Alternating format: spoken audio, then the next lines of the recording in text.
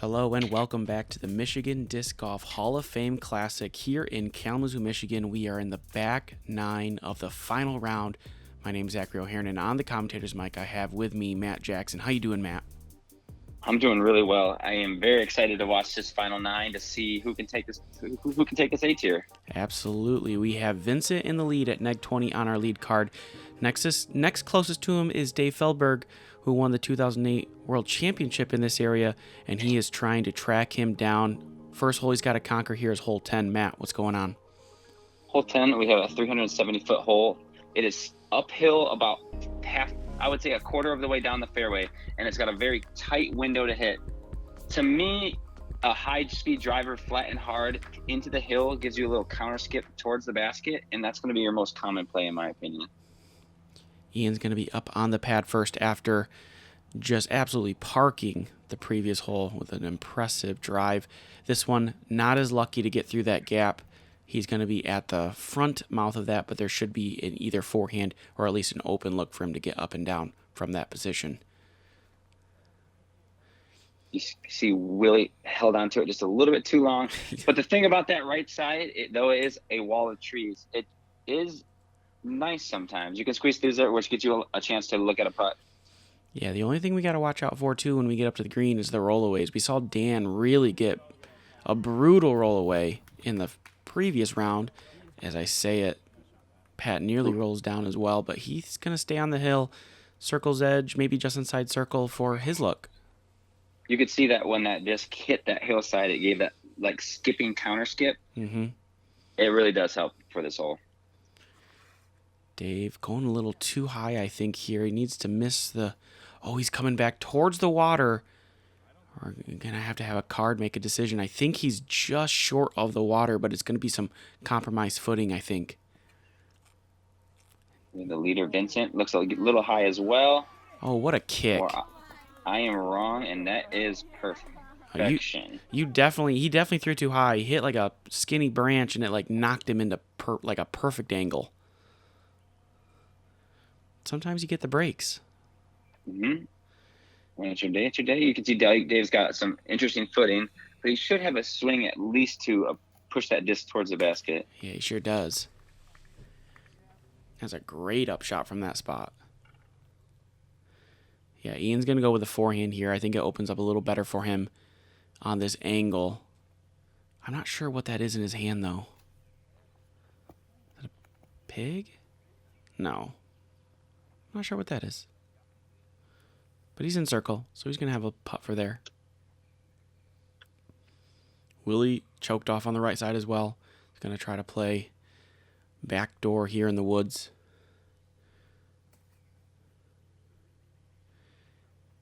Ooh, good bid from Willie as well.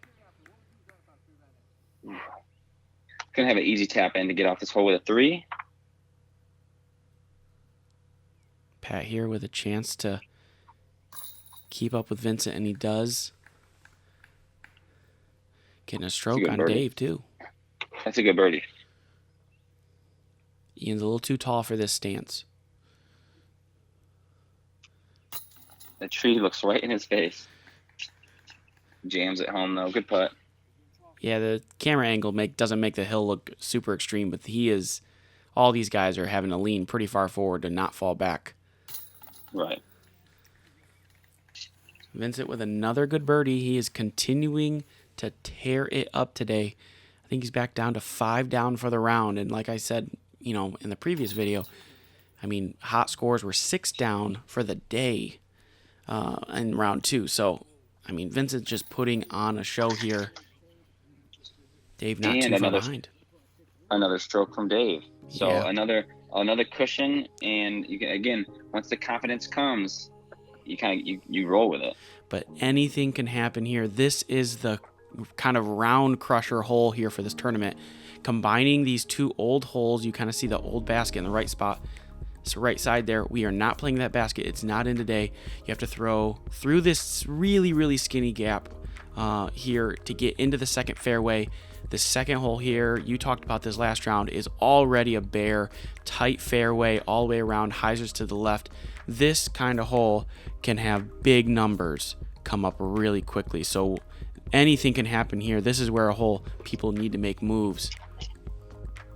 This hole was the talk of the tournament. When everyone talked about the Hall of Fame Classic, they talked about hole 11 at Bluegill. This combination of these two holes by themselves it's asking a lot.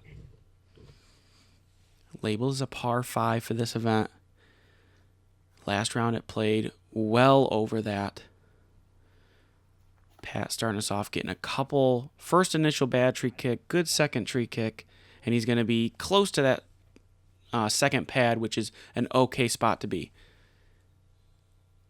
But even being that, just like 3 feet off to the right, that line for the hole is so tough. Yeah, I mean, if I'm playing this hole, like if I was playing in this event, I like 4 seems greedy. A 3 just seems like a dream. It's definitely doable, but it's the gap that you're asked to hit is just so small. It almost seems unfair. It's maybe 8 feet, and I'm being generous with 8 feet wide. So it's just a really difficult initial gap to kind of lay up to. And none of these guys really peering that. Willie actually getting like a triple tree kick. He is 80 feet into the woods on the right, which is not where you want to be. See what Dave can do now. He needs to get through. He's going to be short in the woods. Nothing really standing out here and being in great position. Willie is just in scramble mode here. He is in a bad spot. You can see the foliage that he has to fight through now. Just being this far off, this is scrambling all the way to the basket in a sense. Mm-hmm. He does a nice job of getting pretty close to the fairway, so we'll see what kind of angle he has from there. I mean, you can see here, Dave's 15 feet off the fairway, and he's just saying, you know what, I'm going to take a putter, and I'm going to put it in the fairway, just give myself a look. Vincent here, really in the best line possible, is cutting inside here, and back-to-back good kicks from him. He's going to be in the fairway. He might even have a really long 3 look from that position. He is very happy where he's at in 2 shots. Ooh. Ian looks like he's grabbing his rock. He's in the fairway. Center of the fairway. Good kicks for him. And yeah, Willie's still in scramble mode here. He's got a zone in his hand.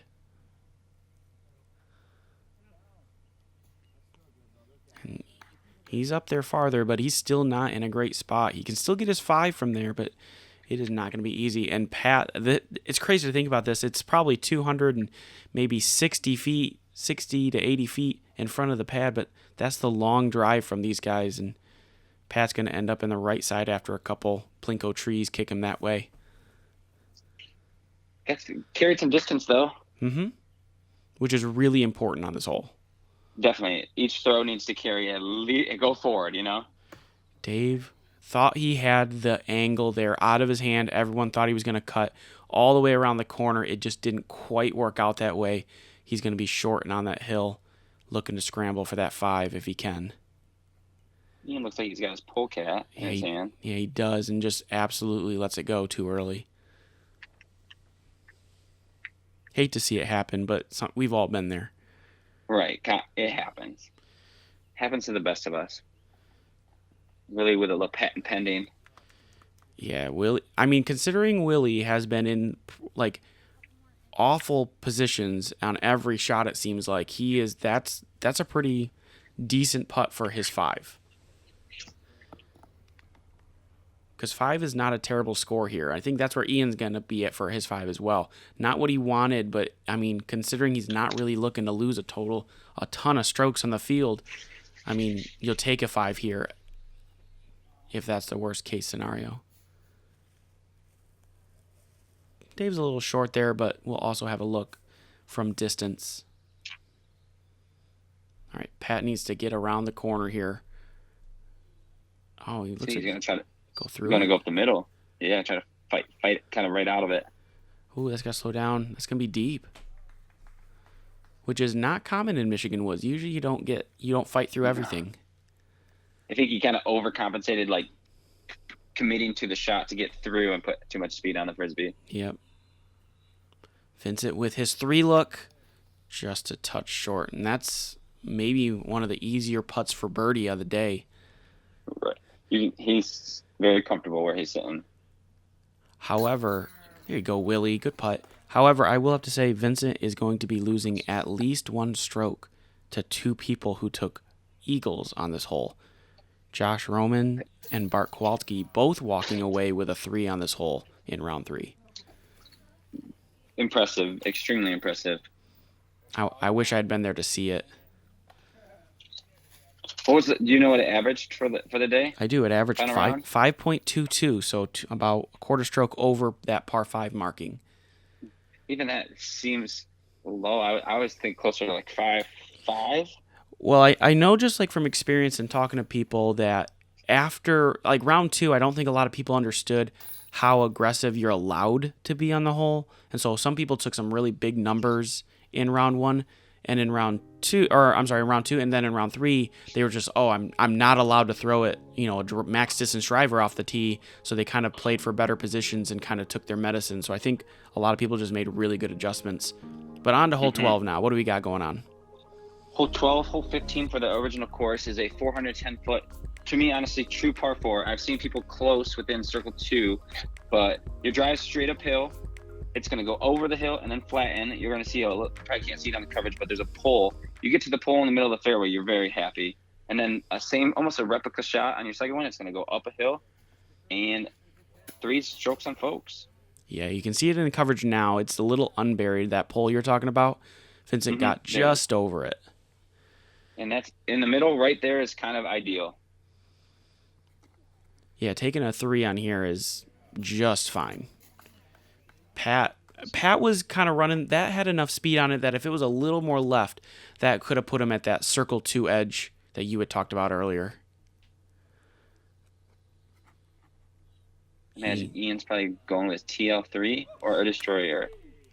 I want to say it's a destroyer, but I don't know for certain. That's a crush, though. Great shot.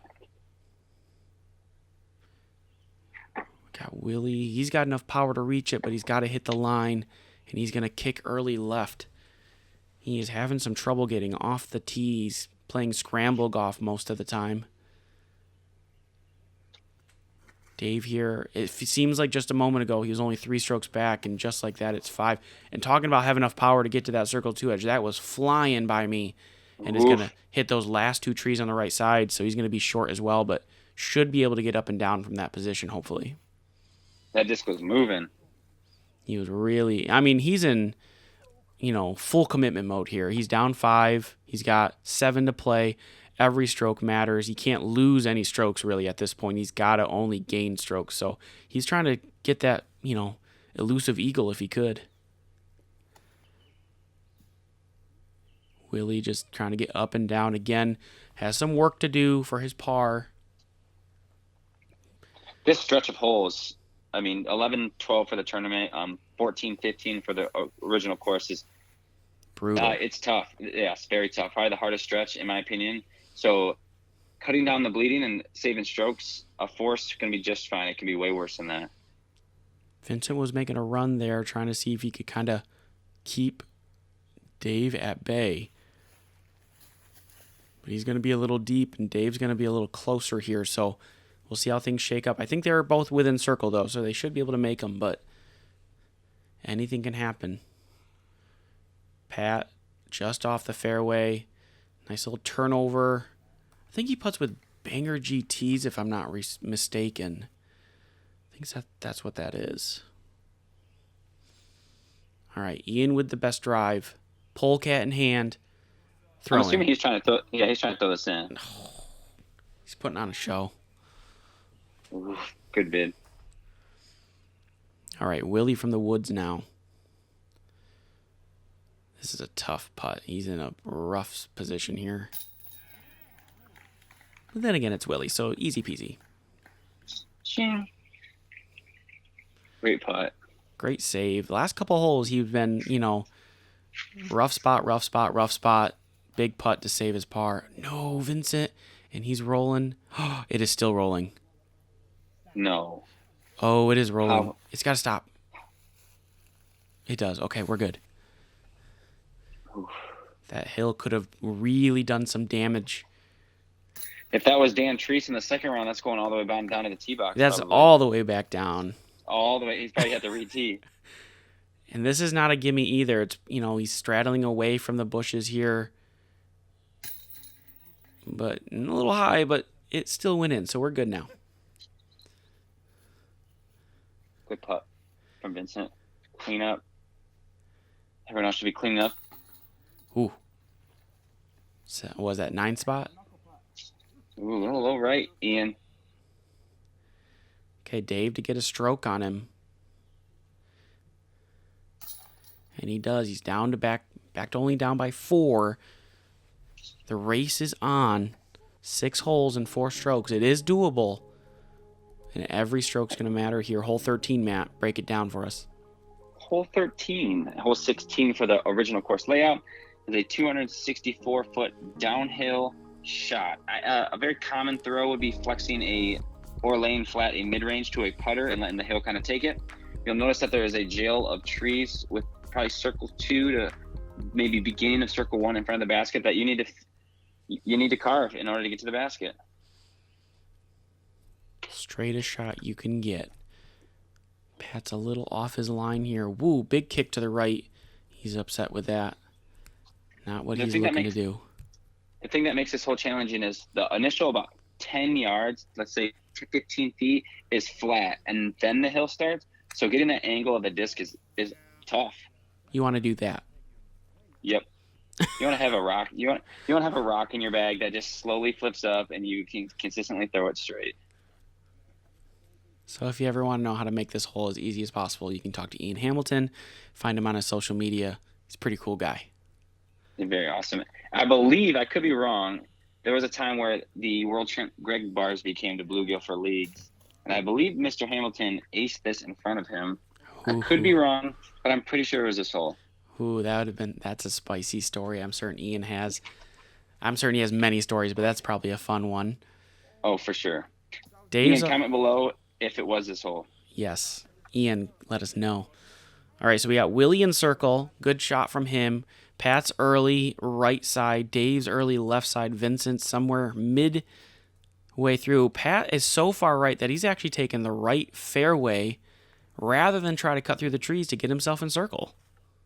Which is nice. That right fairway that you mentioned is actually either electrical wire. I think it's the wire that fuels the oil pumps that we saw earlier in round 1.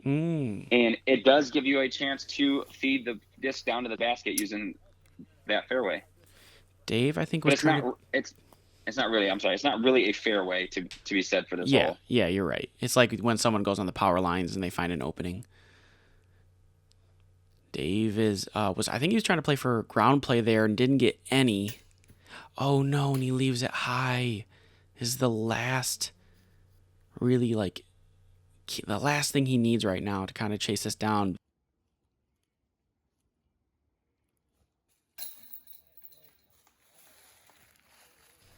Good putt from Willie. Agreed. Here's a great chance for Pat to save this. He does so nicely using that auxiliary fairway. Can we call it that? An auxiliary fairway, not part of the course? I'll agree with that. Maybe not what the course designer had created, but it's something that the players get to use. If you throw it and it kicks a tree and shoots your way right. Yeah, don't try to go there. That's not a good place to go. You don't want to go over there. Someone's going to be like, oh, no, I put it where you told me on that far right fairway, and it didn't work out. Oh, yeah. That was his rock. We like holes where we don't have to putt, right, Ian? Yes, love it. Hole 14, probably my favorite personally. What do we got going on here, Matt? Hole 14 is a doozy at 333 feet, playing all of, I'm going to say 400. It is a tight window off the tee shot, and it carries a very steep hill to get to the basket. A 2 is very doable in a sense, but it takes a very good shot. What does this play as, you think? Over 400? Yeah, I say right around the 400 mark, but you also have to throw a 400 through, you can see about 6 feet of windows. And we've seen many a player previously in coverage here not get through that gap, and it is a very difficult hole if you don't get through the initial gap. And it's scary left and right side of the fairway or rough. Like, if you're not in the middle, it's very tough to climb that hill and get to the basket. Agreed. Ian, a decent drive. He's going to be short of the basket, but he'll have a look at 2. Vincent looking to kind of, I mean, he at this point 6 strokes and 5 holes now. I mean, he's really kind of ended it, right? Like this is like as long as he doesn't blow anything up on the last few holes here, he should secure this win. You can always say that, and yes, statistically, like percentage-wise, he's got a great chance. But bluegill is a course that giveth and it does taketh away. It's true. So the best part of the game of golf is it's not over till that last putt's tapped in. Agreed. And right now we have 1, 2, 3, 4 guys on the card, all at the exact same spot.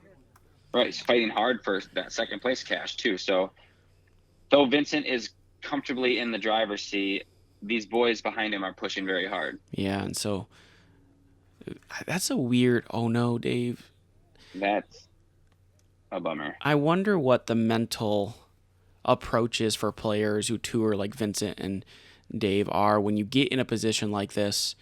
How you switch a little bit to like still be aggressive but not be overly aggressive. You know what I mean? Mm-hmm. Like just trying to find that balance of saying, I need to make sure I take good shots and I put myself in good positions and never take strokes I shouldn't, but you don't have to necessarily go for the greens that are dangerous. I can tell you, I believe, like, let's speak for Paul McBeth. When he's in the lead by 3-4 shots, he's not letting up on the gas. I agree. He is still attacking every hole as if he is 10 shots behind. No. This hole, he's still going.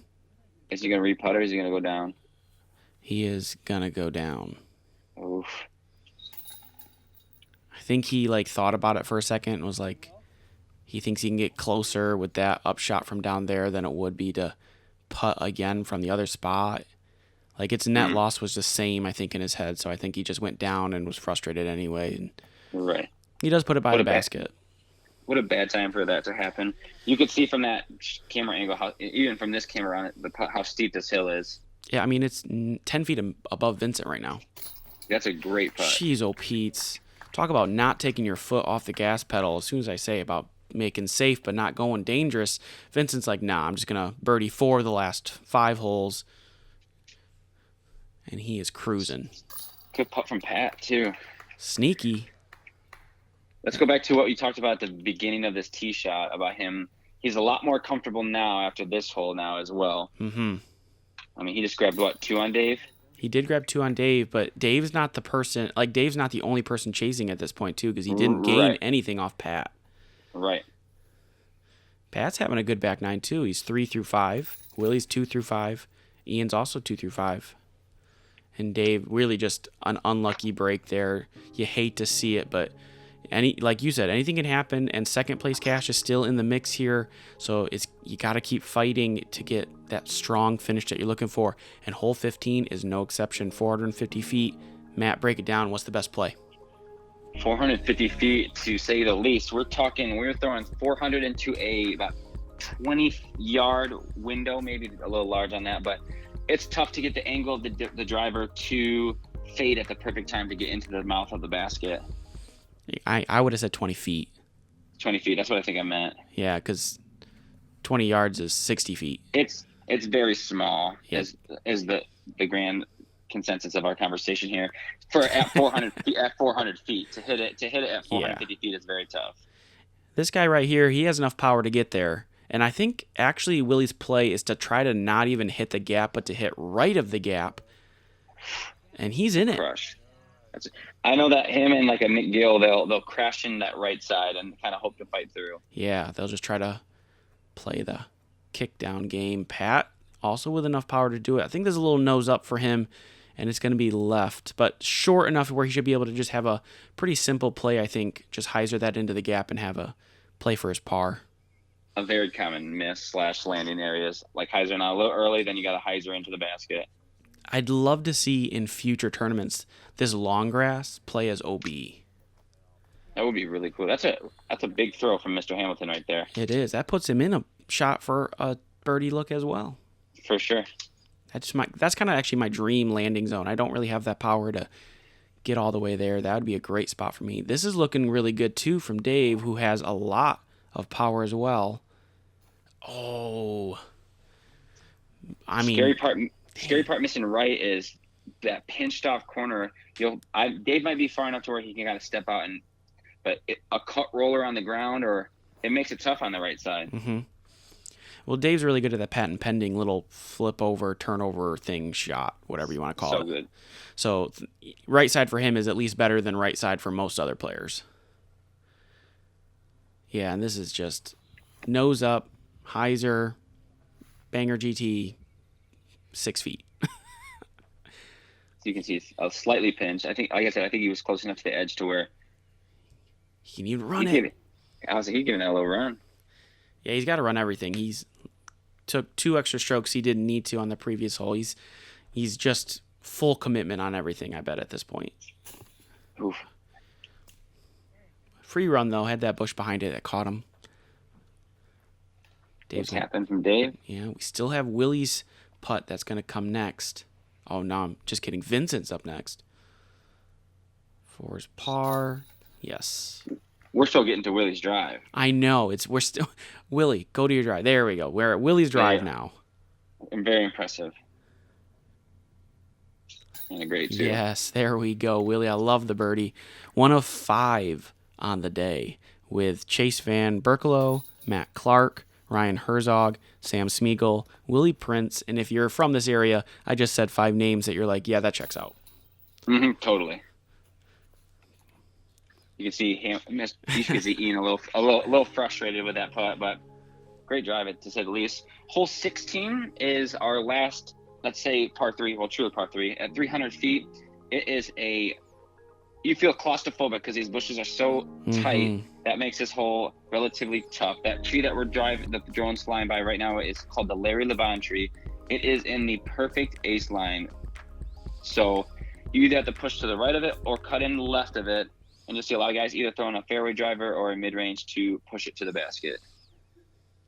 Willie up first. Imagine. Oh, I don't know. I think that's a Chally. Chally OS. He's going putter. Yep, past the basket. A little bit into the brush deep, but I think he's in that front edge enough to where he should have a look from there. A lot of I think mid-ranges from this top card. Yeah, Willie's kind of I think he would probably the long driver on this card. Dave's a little back from that, along with Vincent. This hole is very. It reminds me a lot of Waco when you get into the woods. The very tight fairway, kind of claustrophobic feel. It's a unique hole at Blue Girl, honestly. Yeah. It's course 20, hole 22, and it's your last chance to find a birdie. Yeah, because the last 2 are really tough. Mm-hmm. Especially with the added OB in the tournament. Definitely. I think that's a common landing zone where Ian's going. I think he's a little deeper than the common spot, but just kind of throwing something that hyzers out left and try to get a putt at it. See what Dave's got for us. Low. It's got to get in front of those trees. It does. Sit. Yeah, that's a putt. That's a great shot. I kind of forget how close I am to the basket sometimes. Pat from probably circle 2. Yeah, I'd say 40 to 45 in that range. Winding up. Get in there. Oh my goodness. Basket, band, chain, basket again. Slides out. If you guys remember from round 2, there was probably 150 feet of putt on this hole. I think Dan was the first one to step up. Yep. And then it was followed by Kyle. Was it? Yeah, they both hit 50 plus foot, just a back to back. Oh, that was wild. A little low for Ian. Vincent is 5 birdies through 7 on this back 9. On the back 9. Just absolutely crushing it. Fire for sure. Okay, Willie has to go to a knee. Yes. Good putt. You know, he's a very good putter. Yeah, you know it's low hanging if Willie has to go to a knee. He's not the tallest, but he's by far one of the furthest throwers in our area. Yeah, I was gonna say you may be taller than him, but he will outthrow you by hundreds. Hundreds. 17. What do we got going on, Matt? Hole 17, which is hole 23 for the original course, is a 450-foot, I would say, true par 4, especially with the OB that was added for this event. You're going to have OB right and left. So your choice off the tee shot is to push it with the risk of going OB or playing a safer shot and landing a little bit shorter to make your second shot a little bit longer. But depth behind the basket, a big drop-off. But one of Bluegill's open holes in a sense to where you can kind of unleash a big throw. Yeah, the gap usually doesn't cause many problems, especially for a lead card. As literally as I say that, Willie nearly kisses the far edge, and he is trying to get as much distance as possible here. Rumor has it that he can, on a good throw, can push the tree line to the basket, which is 50 short. You know, it says 450, which, I mean, it's probably accurate, but that's impressive. That's a big throw through that gap. Yeah, Vincent just not having anything to do with the OB is going to lay up short here and kind of just play for that 4, I think. I think he knows where he's sitting. I think that is a very mature professional play. Yeah, he's 5 up from Willie. What a catch by that tree. That tree saved an OB stroke for sure. Willie's definitely trying to play for the birdie here. I mean, he's birdied 4 in a row. He wants to finish strong, try to see if he can take a solo second here. Pat says, I'm going to try to do it too, and he parks it in the center of the fairway. I mean, 4 shots inbounds on this hole is extremely impressive already. Yeah, 2 of them are bombs too. 5 for 5 right. Ian, don't you dare. He dared. Looks slightly sawed off. That's all right. Those pine trees, I believe, are 250 feet from the basket. So you can see that he's probably 300, I would say. Yeah, I agree. And again, he's just laying it short, making sure nothing crazy happens. I mean, honestly, he probably can go bogey, and he'll be fine. I know he's not planning to, but he's just knowing I just got to play safe. Ian, that could have been way worse on that hill. Dave having to go back to patent pending again.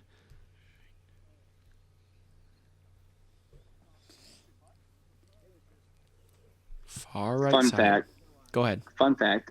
For the original course years ago, there used to be an OB line long on the basket. So if you didn't manage to control your disc speed, don't roll. Sorry, my ADD kicked in. You carried too far, you went OB, which has later been removed, but just a fun fact. That'd be so rude. So hard. Was there a drop zone? There wasn't. So you'd play from where you crossed the OB line down there, yeah. Willie in a great spot. He's going to take an easy 3 here. And Vincent is just saying, hey, get close to the basket because that'll be an easy 4. Yeah, there you go. Making it look easy here. Ian, good height. Dang. Just misses. Feldberg from probably circle's edge, if not outside circle 1. Yeah, he stepped, so classic stepper from Feldberg for sure. What a putt. Needed too, because he's trying to get as much cash out of this event as possible now. And he's in the mix for that kind of top 5 area finish. But he needs as many birdies as he can get, especially on like Ian and Pat right now.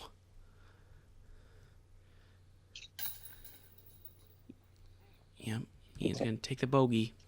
Clean that up. Willie's going to tap in his birdie. What a drive. When you get that close, it makes this hole a lot easier. I wish I could throw that far. Hole averaged 4.1 for the day. So, all right. Yeah, almost exactly. Yeah, I would say the same. A couple people go OB. Most people get that 4. The OBs take a 5 here and there. Hole 18 now, last hole. Victory lap, it feels like, for Vincent, but there's still a lot of danger. What do we got going on here, Matt? Hole 18, hole 24 for the course is another par 4 to end it at 645 feet. You're going to have natural OB on the left, and I believe for this tournament they added the Roby around the cornfields on the right. Mm-hmm. Most of these guys can push their drive far enough to clear the corn. Yes. But it's still going to take a good pull. Second shot coming into the basket is kind of blocked by a few large trees and a few lower hanging vines, but three's there, and I'm sure these guys are ready to kind of finish this Hall of Fame Classic. Willie, having 5 birdies in a row, wants to make it 6. It's so big. Yeah, he's just going full smash here. And he's so far up there, because he didn't go real deep in those woods. He's so far up there, it looks like he's going to get his 6th. Ooh, this is looking good. Come on. They're flying he's over the cornfield by hundreds and hundreds of feet. Right. Which for the mere mortal, it's tough to clear that cornfield. Very true. You can see Pat pulled everything he had for his last tee shot of the tournament. And they've got to be exhausted. I mean, bluegill just takes it out of you. The uphill, downhill, the terrain knocks you out alone. It's the second, time they've been here. It's the third day of a big event. These guys are tired, but it's all or nothing. Even Vincent, you can see him just kind of putting everything into it. One last big drive, and this is looking smashed. That was a big boy throw, too. Holy, that's so far. That's so big. It's 600, right? Or 550. I would say 550 for sure. It's slightly downhill, but I'm not taking anything away from that's a crush. Because once you get past that, you can see the T sign for the shorts. It drops just slightly. That's a crush from Ian as well. Yeah, past the cornfield, I would say, is probably 380, right? You have to right around there. I would agree. Let's say 350 to 380. Pat getting sneaky. No, he gets caught up early. He's going to have a long putt for his birdie opportunity. You can see the vines and the thick trees that do block your path to the basket, and you can't really see him either half the time. Ian doing a nice job. That's a great approach from Ian. You just can't see him. Like, you can see the really big ones, and then you throw in there, and then your disc just stops. And you're like, wait, what did I hit? And you walk closer, and you see one of the skinny things, and you're like, oh, I guess that was in the way. Like that. And then as your final putt of a tournament or a league round, to look at the basket from 30 feet is, you get in your head a little bit. The last putt of a tournament, the last putt of the round. All right, Willie getting in close enough. Ian and Willie are pretty close now. Pat and Dave, a little tester for theirs. Let's see how Vincent goes. And I know for a fact that there's someone was talking to him right before I threw this and said, go for it. And he went for it. Got nothing to lose except 6 to 10 rating points. Yeah, that's what he said. He's like, man, if I make it, I'm going to get extra rating points. And if I don't make it, I'll probably not lose a whole lot. So, good putt from Pat. Good tournament from Pat. Well done. Yeah, we had a little crowd following us too, so very supportive of the local guys. Got Dave here wanting to finish strong. Yes, good 2 for 2. Dan. Definitely great putt from Dave. Good tournament as well. I mean, and a treat to have him on the coverage. Mm-hmm. Ian with a good 7 spot. Always catches. Good birdie to end the day. Ian and Willie both agreed that they weren't going to let Vincent putt first. No layups, they said. Vincent has to go for it, and Vincent's all for it.